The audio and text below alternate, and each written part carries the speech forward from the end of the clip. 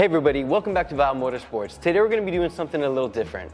We're not going to be touching cars, we're going to be talking about cars.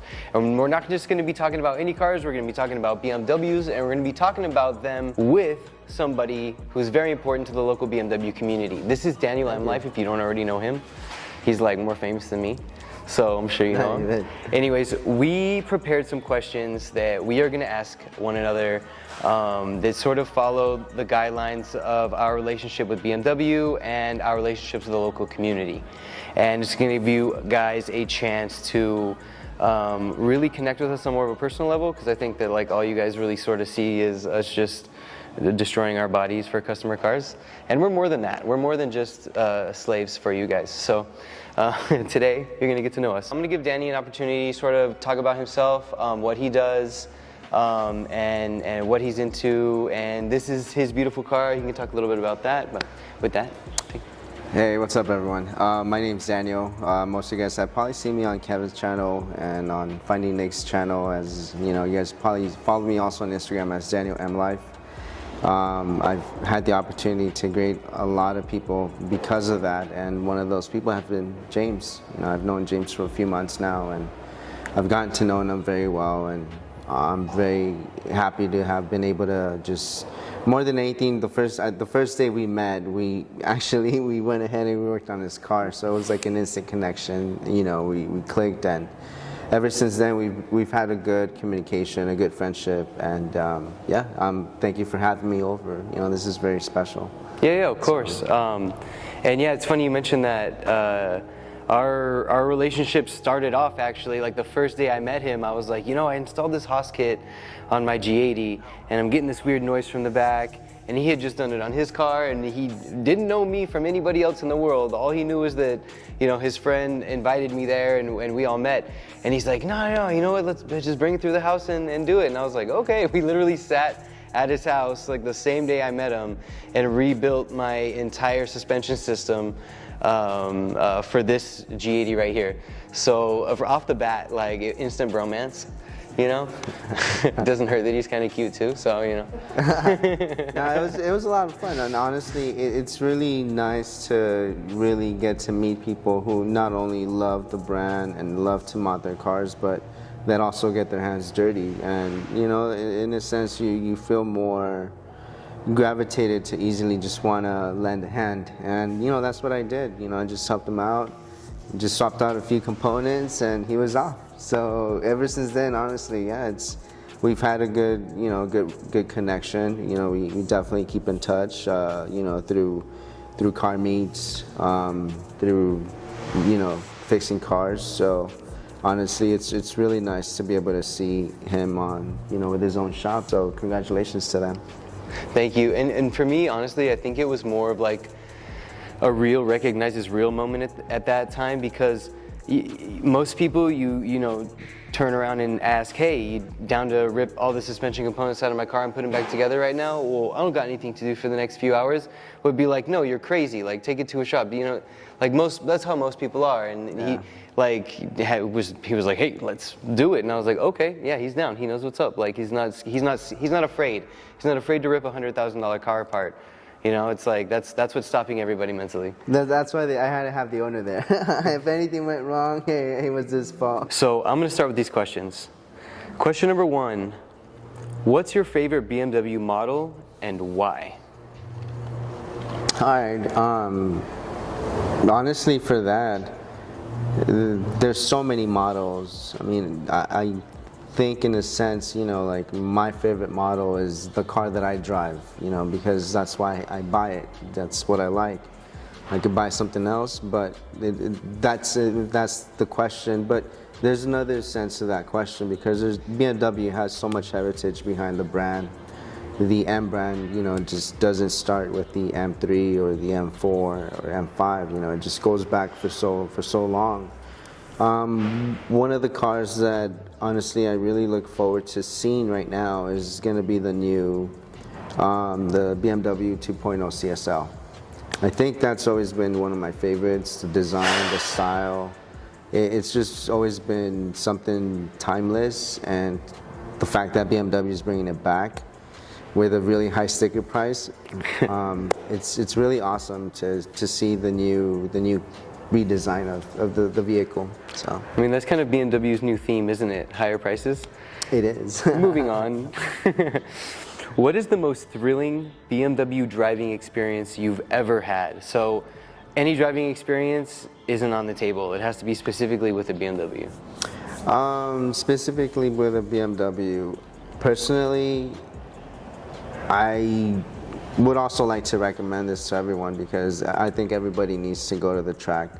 If you go to the Performance Center, you will not only learn more about your vehicle. You know, it's one thing to drive it in the street, it's another thing to take it on the track. And more than that, it's just the knowledge that the instructors have and that they're sharing with you guys. And you know, it's just, it makes the whole experience of the ownership of a vehicle so much more different. It really allows you to feel more confident, and it'll take your level of driving to levels that you probably didn't know you had. You know, so it's BMW Performance Center is the best experience. That's cool. I mean, I've personally done the Porsche driving experience. The one over off the 405, and that was really cool.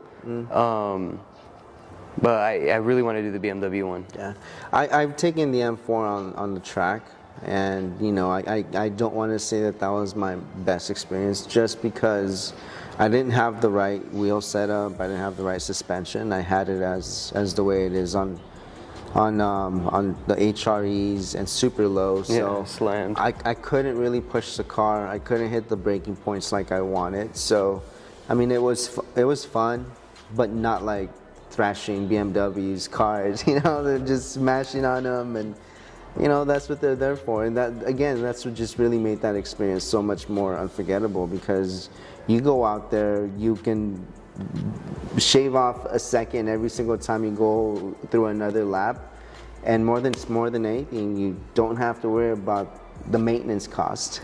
Yeah, the wear and tear exactly. The track use puts on a car. Yeah, so that's always a bonus.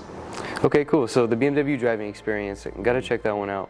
What about a BMW sets it apart from other brands? Honestly, I think it's the overall package. I think not only do you get like great styling, which honestly now we have discovered that once we get over the grills, we can actually, you know, take in the nice lines of the vehicle. And you know, the car has great lines. It's a great design behind the car. You have an amazing power train behind the engine that just propels you to like supercar, you know, speeds and performance. Inside, you go inside, you have premium leather, you have bucket seats, you don't hear the road noise. I mean, you know, you can build a Civic for like half the price or like a fraction of the price, but the overall package that you get. No, man, the K motor will never do what an S58. Or even a Tesla. You know, a Tesla, yes, you're talking like rocket fucking like, you know, 0 to 60 is like so much quicker than this, but the overall package, I mean, you get inside a Tesla and the materials are not always the best. You know, the fitment, the finishes. I see pros and cons to it. I understand that's where technology has to go because of politics and things of that nature, but I recognize that it inevitably means the death of the manual transmission, because there's no reason for a gearbox with an electric powered car. So it's sad because it's a technology that helped propel, you know, automotive technology through a period of, you know, remember they had like 3 speeds on the column. And most cars, you know, late 80s, early 90s were coming out with 5 speeds, and then the 6-speed came out, and now Porsche's got a 7-speed that you can get, and they're just trying to keep it alive as long as they can, trying to squeeze every little bit of gas mileage they can out of it so that they can get it approved for sale in this great golden state, and for this country for that matter, or the world for that matter, right? Yep. All the Greta Thunbergs. Ah! Well, unfortunately, it's kind of like Formula One. You don't have your V12s, your V10s, the great sounding. Now you have the V6s, and But I think that's you're what's right, beautiful it's about just- BMW though, is you can take an inline six motor. Bring me a V10 M5 right now. Like, let's go. Like, Sepulveda South between Ventura and Sunset. That's the racetrack. Meet me there. Anyways, no, I think it's really amazing. Honestly, the amount of power these cars come with, and you do enough stuff to the chassis. The drivability of these cars is phenomenal. On the other hand, I've been in an i4 M50 and had the luxury of driving that back when I worked at the BMW dealership. And that car is fast as hell, man. Yeah. I don't care how much you do to whatever of these cars, like that car is fast. And all you hear is traction struggling to take hold. And you just got to see it for what it is. 100% drag race to Tesla Plaid, you know what I'm talking about? I'm sure there's cars that are faster than Tesla Plaid, but those are very purpose-built vehicles that are very probably uncomfortable to drive on the street. Right. I think the fact that, like for gas vehicles, the different power delivery, the different torque ranges and gears allows you to really handle the corners a lot better. As to where the electric motor, the Tesla, was just 100% giving you the full power. And it's still, the throttle hasn't really, it's still not to the same level as it is with a gas vehicle. You kind of get a little more feel, right? Absolutely. With a car. Yeah, because again, Gas car. you're definitely, you're controlling the gears and the torque, and the speed for that matter all together at the same time with the gears. Whereas with a electric car, it's only one gear. It's only just, Yeah, there's no So gearbox. it's Just an electric motor. Exactly. That pushes. So that's why I think that's where the electric car still needs to catch up to the gas car. And To appeal to like a driver, right? Like, exactly. I think the Rimac is onto something, but I mean, who's got like just a couple million laying around just for like an electric hypercar? Not me. So. No, seriously, yeah. No, it's like with all technology though. Just give it time. Before you know it, Subaru's going to be putting out the fastest electric. Who knows? Toyota. We'll see what happens.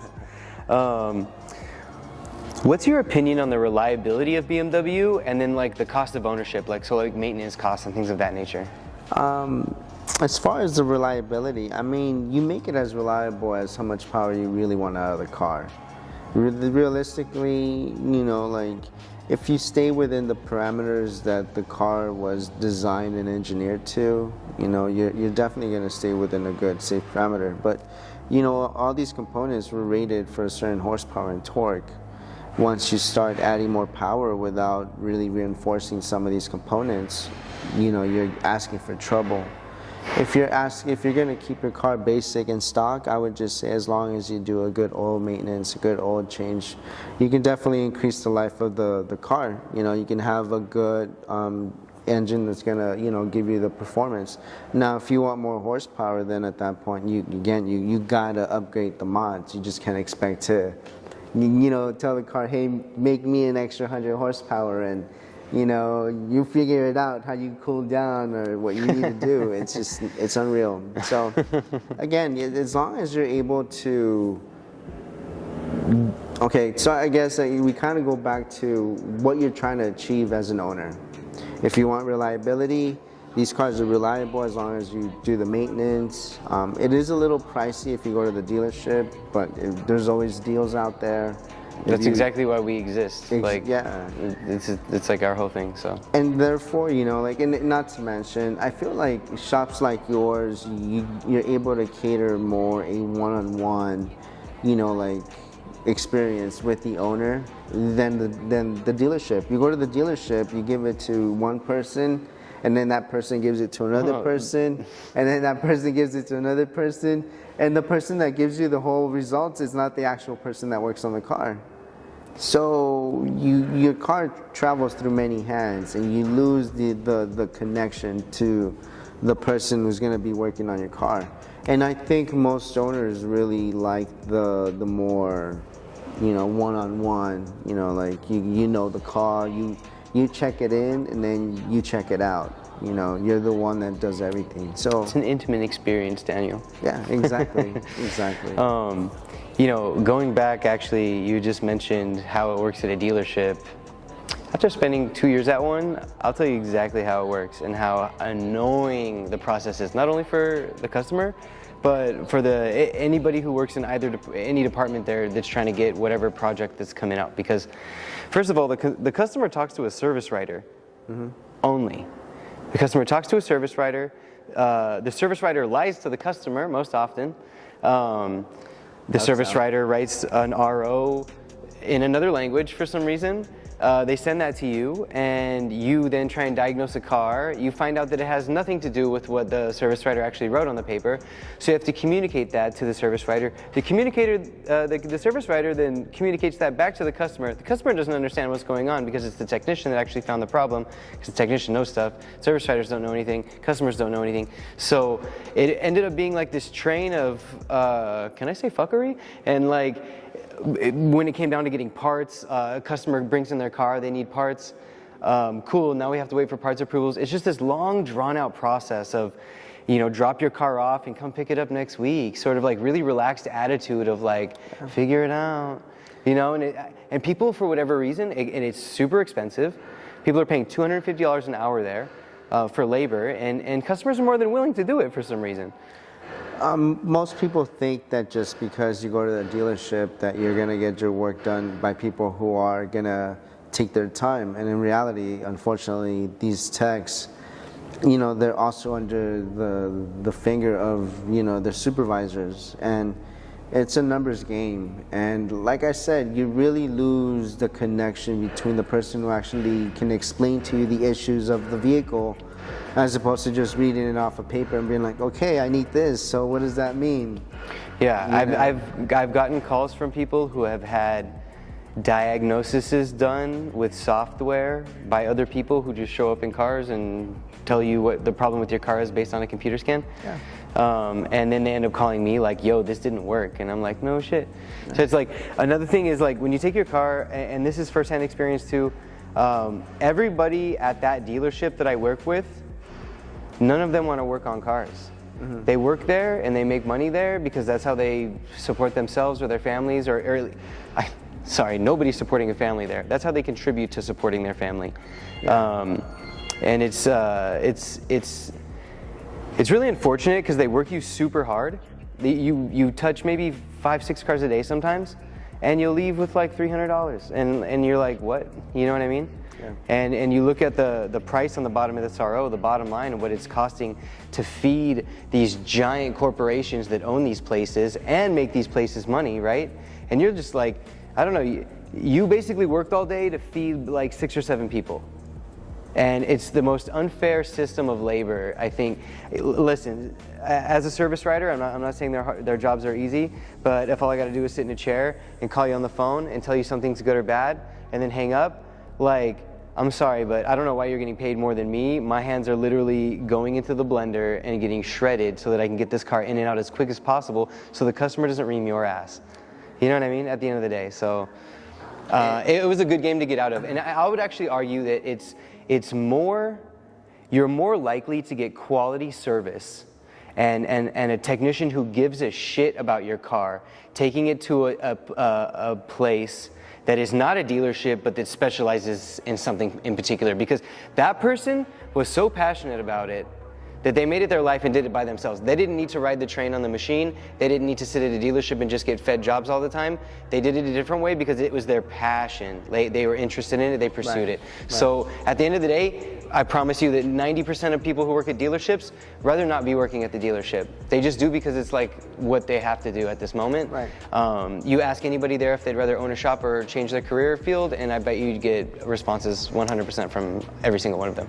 I agree. Unfortunately, you get burned out, and you kind of just unfortunately don't always get the best out of someone, because of all the pressure that they go through. And you as a service tech, you've been through it, you've seen it firsthand, and you see your other coworkers that were out there. So, and again, see that's where, like, for me, I wasn't in that business, but my cars, every single time I wanted to get something done, I would always think, oh, I'm gonna take it to so and so shop, and they're gonna do a good job because they've worked on these cars. And unfortunately, you got to find the shop that's going to best suit your passion, because I think all of us have that passion where we want the best for our cars. We want the best person to work on it. We want the best parts for it, and unfortunately it gets expensive. Yeah. And some of these shops will honestly charge an arm and a leg, but sometimes and for me, it just kind of comes back to, if you do your due diligence, if you can honestly go to the shop that you feel comfortable with, and that the whole reason of why they opened the shop, you basically just said why you opened up your shop, because you love working on cars, but you don't want to get burned out in the same way, and not be able to provide the efficiency that you want to, or the type of work that you want. And again, I think at that point for me, it just kind of went on where I've had not the tech experience, but I've had a good amount of years behind cars, wrenching and whatnot. So I would always send it out and get the car back, and then I would go over the vehicle and I would inspect it and then see certain things, that would be like, why wasn't it done a certain way? It made me question it, and most of the times I would end up just kind of taking the whole car apart and just redoing it. Yeah, exactly. So and that's how I started. I started with just a handful of tools, and they just grew to a toolbox, and and again, it just kind of, with the passion that comes, you want to definitely provide, your customers or your friends a good shop where they can feel comfortable, and know that they can understand what the car is all about, or if there's any issues. So going back to what you said on the Motorsports Heritage thing, I actually think, because the next M car that comes out is not going to be fully electric. Right. It's going to be a hybrid.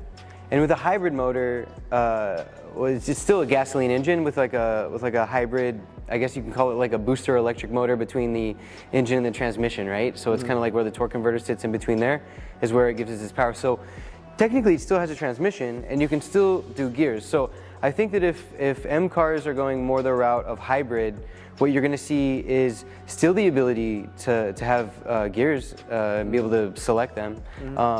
But we're going to see crazy, tremendous amounts of torque and power come out of these electric motors. Absolutely. I mean, you see the speed of the Formula E cars. I think that, right there is a good example of where we are going to be heading pretty soon. I mean, these Formula E cars, they look like Formula 1 cars, and they're just as fast. Yeah. And as soon as they can be able to make these batteries, last, actually not last, but recharge almost as quick as you fill up a gas car, I think that's where they'll definitely get to the right recipe. Battery technology is definitely the limit right now. I totally agree with you. It's been the limit for the last 10, 15 years they've been trying this, and I think it will continue to be the limit until we somehow force tiny little plutonium factories inside of these cars, and I don't know. Yeah, that's gonna be a tough I watch too much one. Rick and Morty. I'm gonna create a universe inside of a universe and make all those people work on this mission. You'd have to have a nuclear little power plant on your vehicle in order for you to power the electricity. But exactly. We'll see where technology goes. Anyways, Daniel, thank you so much for coming in. It was really cool sitting down with you, talking to you about all these cool ideas, all these questions, and sort of inquire thought, and everybody's got a different opinion. So we thank you for coming in today. No problem. And hopefully in the future we can do something else. Yeah, absolutely. We'll definitely Cool, man. Thank you. touch bases again. See ya.